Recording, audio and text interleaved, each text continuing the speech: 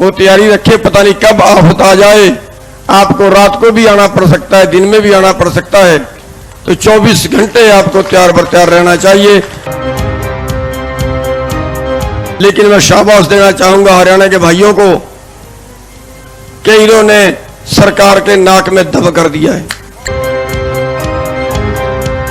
ऐसा ही दम अगर देश के बाकी हिस्से और जो हमारे से कहीं बड़े बड़े प्रदेश हैं, अगर वहां के लोग भी इसी तरह से कर देते तो शायद आज तक सरकार घुटनों के बल आ जाती।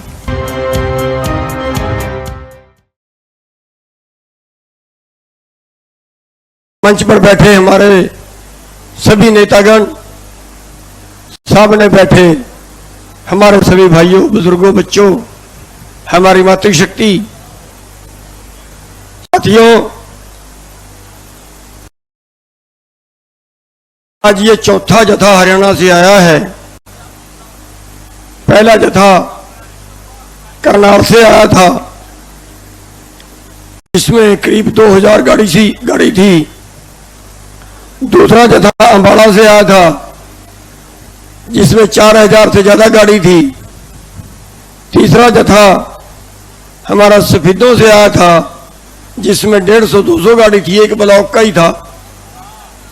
और चौथा जत्था आज पानीपत से आया है, जिसमें करीब 1500 गाड़ी है। लेकिन आगे नहीं आते, वो पीछे रुक जाते हैं, पीछे खड़ जाते हैं, वो वहीं तक को अपनी यात्रा समझ लेते हैं। साथियों, ये हमारे सुधीर जाखड़ जी हैं, जो अभी मेरे से पहले बोल रहे थे। अभी 1 महीना पहले इनको पानीपत जिले का प्रधान बनाया है। पानीपत जिले में पिछले 15 सालों से कोई आंदोलन नहीं हुआ और हमारी वहां पे यूनिट अभी तक नहीं थी। अभी 1 महीना पहले इनको हमने जिम्मेवारी सौंपी है जिला पानीपत की, और 1 महीने के अंदर अंदर इन्होंने इतना बड़ा काफिला पानीपत से तैयार कर दिया है। तो इसके लिए हम अपना जो जिला प्रधान है उसका धन्यवाद भी करते हैं, उसको शाबाश भी देते हैं कि इतने कम समय में इतना ज्यादा काम शायद हमारा हरियाणा का पहला आदमी है जिसने इतनी स्पीड से काम किया है। साथियों,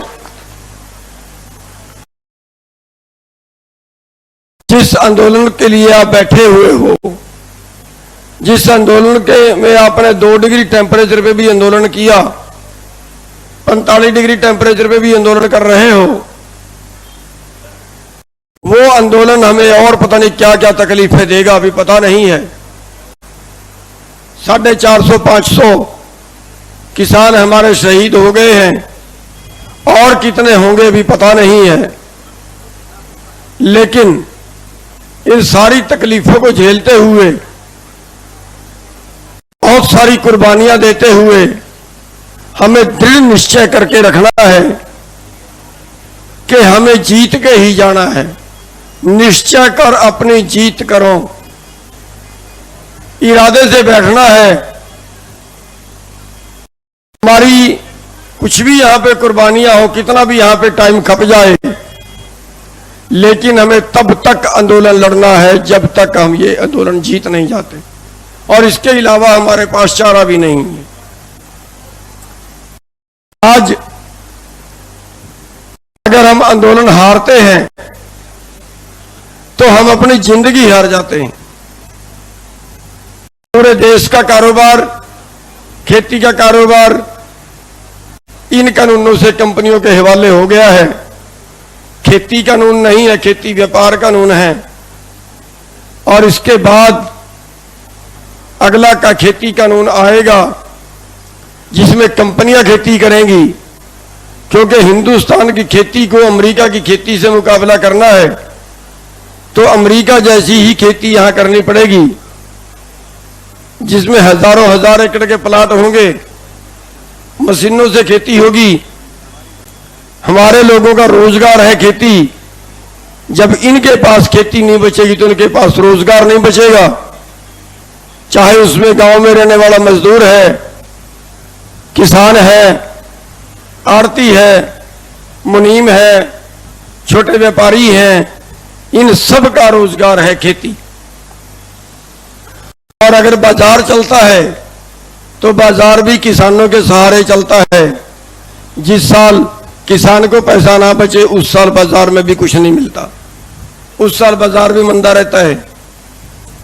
तो साथियों, हमें अपने भविष्य के लिए, अपने आने वाली पीढ़ियों के लिए ये आंदोलन लड़ना ही पड़ेगा और जीतना ही पड़ेगा, और हमारे पास कोई रास्ता नहीं है। लड़ाई कभी शौक में नहीं होती कि हमें उसको नीचा दिखाना है, उसको ऊंचा दिखाना है, इसके लिए लड़ाई होती है। कभी लड़ना भी नहीं चाहिए उसके लिए। आज जो हमारी लड़ाई है, आज हमारी लड़ाई है मजबूरी की। सिर से पानी गुजर गया है और हमारे पास कोई चारा नहीं है। पूरा देश अंबानी और अडानी खरीद रहे हैं। आज आप देख सकते हैं, एक ही आदमी की आमदन एक दिन की इतनी है कि हरियाणा के अंदर, पंजाब के अंदर 10,000 एकड़ जमीन एक दिन में मोल ले सकता है। अगर दूसरे स्टेटों की बात करें जहां जमीन के रेट कम है, वहां पे एक दिन की कमाई में ही 40,000 50,000 एकड़ जमीन मोल ले सकता है। एक एक दिन की इतनी कमाई है एक आदमी की। और दूसरे आदमी के पास पेट भरने का जुगाड़ नहीं है, इलाज कराने का जुगाड़ नहीं है, बच्चे पढ़ाने की व्यवस्था नहीं है, सर्दी से बचने की व्यवस्था नहीं है, गर्मी से बचने की व्यवस्था नहीं है। तो साथियों, देश की जनता जो है वो पूंजीपतियों का भोजन बन गई है। इसलिए ये लड़ाई केवल किसान की नहीं, किसान आंदोलन तो इसका नाम रखा गया है, शायद गलती हो गई है। ये जन आंदोलन है, ये हर उस व्यक्ति का आंदोलन है जो हिंदुस्तान की जमीन पे रहता है। ये हर उस आदमी का आंदोलन है जो भोजन खाता है। ये हर उस आदमी का आंदोलन है जिसकी हिंदुस्तान में जमीर जिंदा है। इसलिए इस आंदोलन में कुर्बानियां भी देनी पड़ेंगी, जेलें भी काटनी पड़ेंगी, लठ भी खाने पड़ेंगे। हरियाणा में हजारों लोगों को लाठियां लग चुकी हैं, हजारों लोगों के ऊपर मुकदमे बढ़ चुके हैं, क्योंकि पंजाब में तो कांग्रेस की सरकार है, वो तो मुकदमे नहीं बनाती, वो तो लाठियां नहीं मारती। लेकिन हरियाणा में बीजेपी की क्रूर सरकार है। हरियाणा के भाई लगातार सरकार से जूझ रहे हैं, लेकिन मैं शाबाश देना चाहूंगा हरियाणा के भाइयों को कि इन्होंने सरकार के नाक में दम कर दिया है। और ऐसा ही दम अगर देश के बाकी हिस्से जहां पे बीजेपी की सरकारें हैं और जो हमारे से कहीं बड़े बड़े प्रदेश हैं, अगर वहां के लोग भी इसी तरह से कर देते तो शायद आज तक सरकार घुटनों के बल आ जाती। आगे हम प्रयास करेंगे कि इस आंदोलन को और उन प्रदेशों में ले जाया जाए जहां पे बीजेपी की सरकारें हैं। तो साथियों, मैं हरियाणा के किसानों का धन्यवाद करते हुए, पानीपत के किसानों का खास तौर पे धन्यवाद करते हुए, पानीपत के जिला प्रधान और उसकी पूरी टीम को शाबाश देते हुए अपनी बात को समाप्त करूंगा और आपसे ये अनुरोध करूंगा कि ये कोई हमारा आखिरी जत्था नहीं है। हो सकता है आपको महीने में एक बार इसी तरह से जत्था लेके जरूर आना पड़ा करे। उसके अगले के लिए भी आप पानीपत जिले के जो किसान हैं वो तैयारी रखे, पता नहीं कब आफत आ जाए। आपको रात को भी आना पड़ सकता है, दिन में भी आना पड़ सकता है। तो 24 घंटे आपको तैयार बर तैयार रहना चाहिए।